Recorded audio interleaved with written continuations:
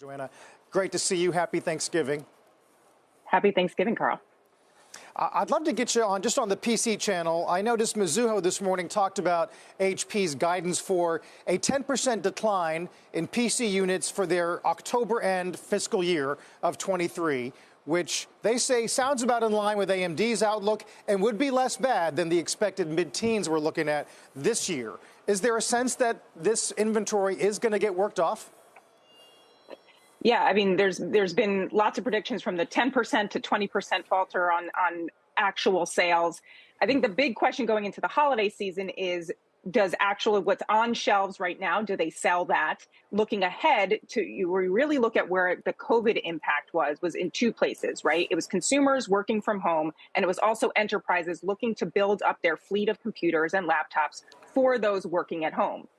On the consumer end, that is, people don't update their PCs. They just don't. They do it maybe every 3 to 4 years now. So you're not looking at a big bump there. On the enterprise end, many of these companies already spent. And with many companies looking to cut back, they're not looking to upgrade PCs.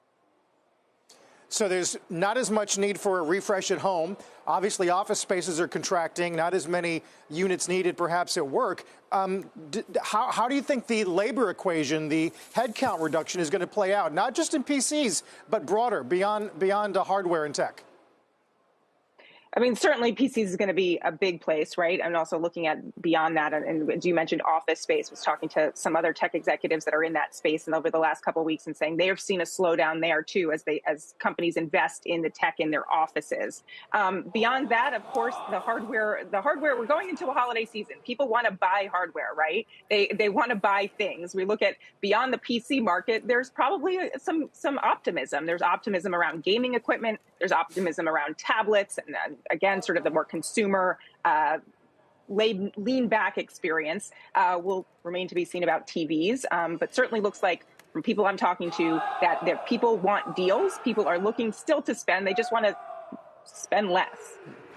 That's key. They want deals, right? And many people are still looking for stuff to buy, but a lot of the people I talk to are also looking for things like trips or shared experiences. So do you think that makes up sort of that lag in PC sales or even electronics overall? How do you do that?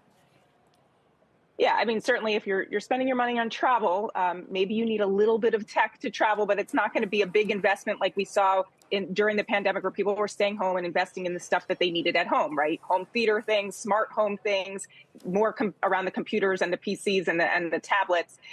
So if some of that money, that extra money is going to the traveling, going out to restaurants, all of that kind of stuff, people may pull back on tech sales or on tech buying, though many of the companies seem optimistic, again, going into the holiday season, looking at some of those accessories, looking at some of the things that people want to build out in that lean back experience. Again, tablets, gaming, those kinds of categories.